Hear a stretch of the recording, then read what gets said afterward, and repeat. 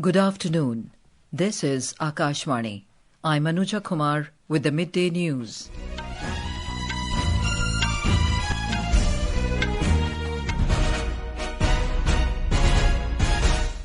The headlines. India and Brazil agree to enhance bilateral trade to over $20 billion in next 5 years. Prime Minister Narendra Modi and President of Brazil, Luiz Inácio Lula da Silva, hold bilateral talks in New Delhi. Home Minister Amit Shah asserts Naxalism will be wiped out from the country by 31st of next month. Hails CRPF's role for restoring peace in Northeast region and Jammu and Kashmir. Fifth edition of Goa Maritime Conclave 2026 begins in Goa to address emerging maritime challenges in Indian Ocean region. US tariffs on India to drop to 10% temporarily following President Trump's announcement of new global tariffs after Supreme Court strikes down sweeping tariffs. And in the ICC T20 World Cup, New Zealand to take on Pakistan in Super 8 stage match at Colombo this evening. And now the news in detail.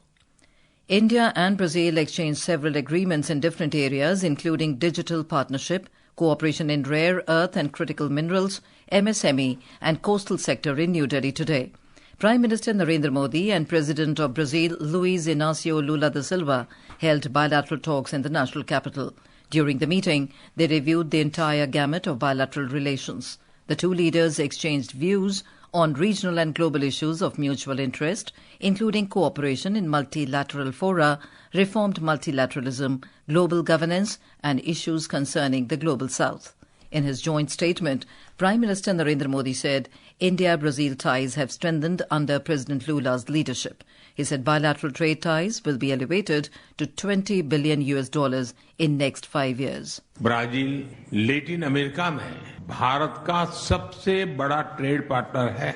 हम आने वाले 5 वर्षों में द्विपक्षीय व्यापार को $20 billion के भी आगे ले जाने के लिए प्रतिबद्ध है. हमारा व्यापार केवल आंकड़ा नहीं, विश्वास का प्रतिबिंब है. राष्ट्रपति जी के साथ आया बड़ा बिजनेस डेलीगेशन इसी विश्वास को दिखाता है. भारत मर्कोसुर ट्रेड समझौते के विस्तार से हमारा आर्थिक सहयोग और सुदृढ़ होगा. Earlier, President Draupadi Murmu and Prime Minister Narendra Modi received President Lula da Silva in a ceremonial welcome at the forecourt of the Rashtrapati Bhavan. The Brazil president also visited Rajghat and paid respects to Mahatma Gandhi. India and Brazil share a warm, close and multifaceted strategic partnership rooted in shared democratic values, close people-to-people ties and expanding cooperation across key sectors. Union Home Minister Amit Shah today said that the nation has taken a pledge to wipe out Naxalism from the country by 31st of next month. Addressing the CRPF personnel during the 87th Raising Day parade in Guwahati, Mr. Shah said the CRPF has rendered unparalleled service to the nation. He said CRPF Jawans and the Cobra battalions are doing unprecedented work in making the country Naxal-free. CRPF के जवानों के भरोसे CRPF has rendered unparalleled service to the nation. The nation has taken a pledge to wipe out Naxalism from India by 31st of March. CRPF played important roles in restoring peace in Northeast region, Jammu and Kashmir and in Maoist areas. Without CRPF, the country cannot imagine of its eternal security. Several battalions of this force have been deployed in the violence-hit Manipur to restore peace. शांति बहाली करने के लिए भी CRPF को ही अंत में हमें वहां डेप्यूट करना पड़ा. He said 2,270 brave personnel have laid down their lives in service to the country. He said 700 personnel of this force sacrificed their lives in the Northeast alone. On this occasion, Union Home Minister reviewed the ceremonial parade and took the salute. Chief of the Naval Staff, Admiral Dinesh K. Tripathi, today underlined the importance of maritime cooperation while inaugurating the 5th edition of the Goa Maritime Conclave. Addressing delegates, the Navy Chief described the recent congregation of 74 nations at Visakhapatnam for the International Fleet Review and the harbour and sea phases of Milan as a maritime Mahakumbh. He said The large-scale participation reflected growing global maritime engagement. We have decided that we will have iOS Sagar 2.0 this year. We are deciding the date to flag off with much more wider participation. Now, whether we can call it a task force or not, this is a beginning where at least the officers and sailors from IOL littorals are sailing together, working together and carrying out watches at sea together. And then the maritime environment which they see. And therefore there is a common understanding which will obviously ensure that there is a greater acceptance of each other's views and which will enhance operability between the participating nations. The theme of the conclave is Indian Ocean Region addressing evolving maritime challenges, progressive efforts to mitigate dynamic threats. Discussions focused on strengthening cooperative mechanisms and partnerships to tackle emerging maritime challenges in the Indian Ocean region. Electronics and IT Minister Ashwini Vaishnaw today said that various technical solutions have been presented at the India AI Impact Summit in New Delhi. Visiting the venue of the summit this morning, Mr. Vaishnaw said there is a huge enthusiasm among the youth about the AI summit. Talking about his conversation with the exhibitors regarding the ruckus created by the Congress workers, the minister said all the exhibitors termed the act of Congress as shameful. कल जो youth Congress के ruckus यहाँ पे create करने की कोशिश की. When I interacted with many exhibitors, they said that the way youth Congress workers created a ruckus in the summit, they all condemned it and called it shameful. This shows that Congress is stooping so low in politics. All I want to say is the Congress party is anti-youth. वो बहुत ही शर्मनाक है. Today is the last day of India AI Impact Expo. Government extended the expo for one more day because of the overwhelming response from exhibitors, innovators and visitors. Our correspondent reports that the expo will remain open till 6 p.m.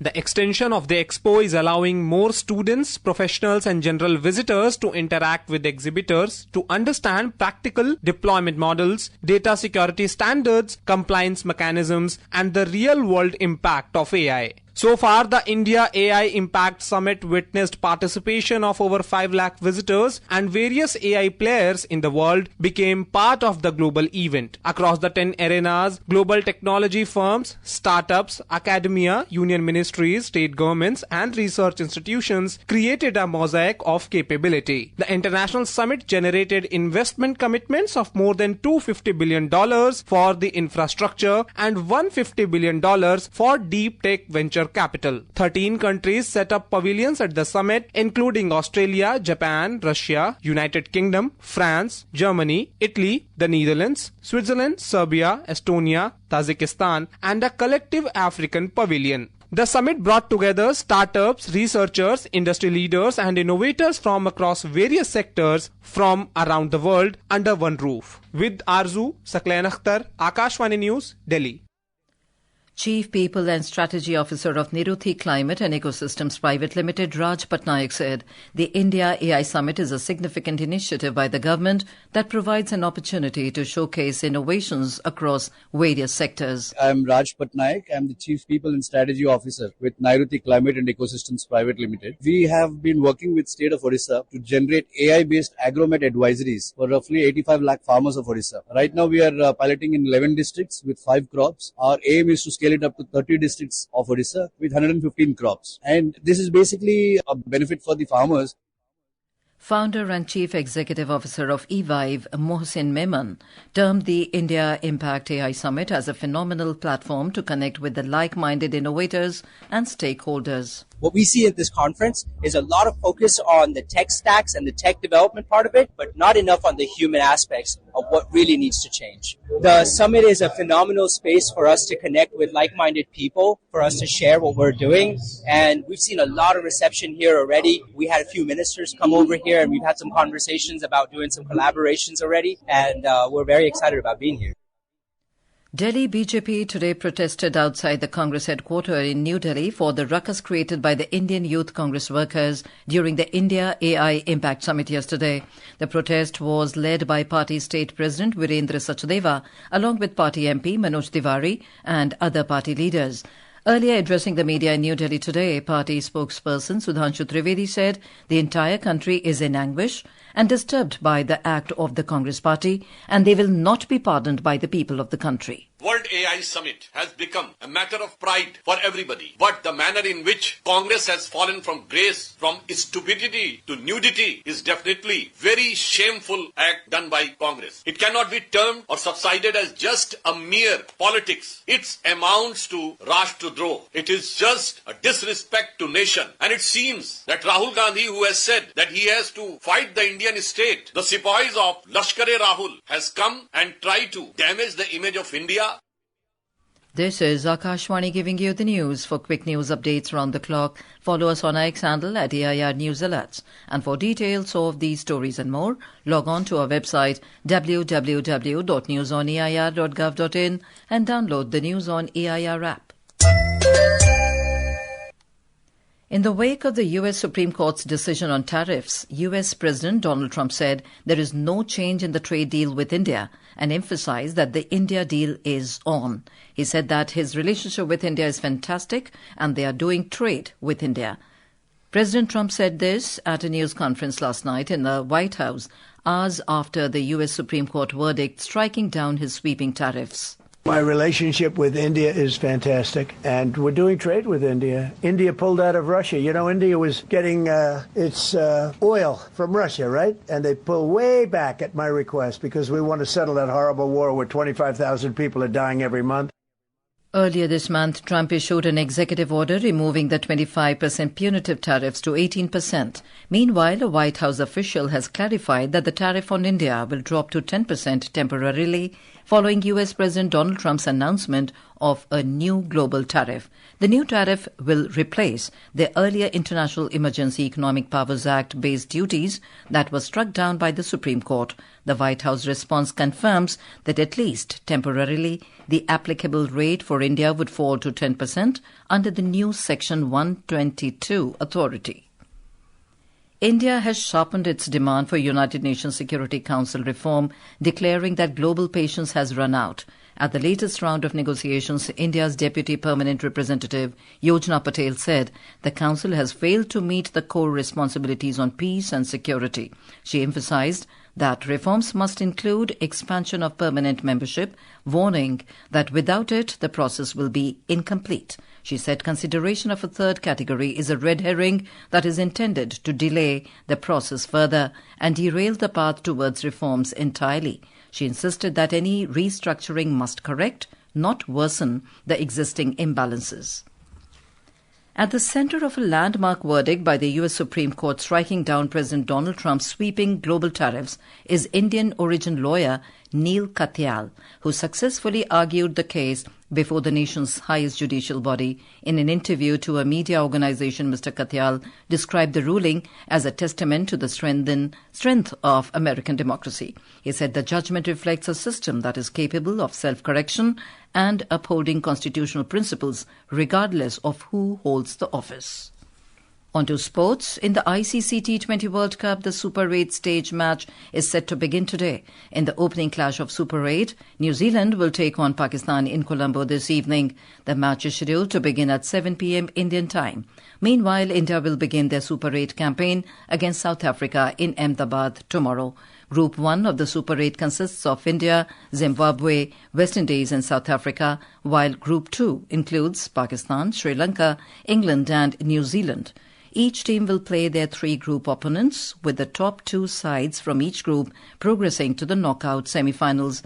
Teams will start the Super 8 with 0 points, as no net run rate from the group stage are carried forward. And now, before we end the bulletin, the headlines once again.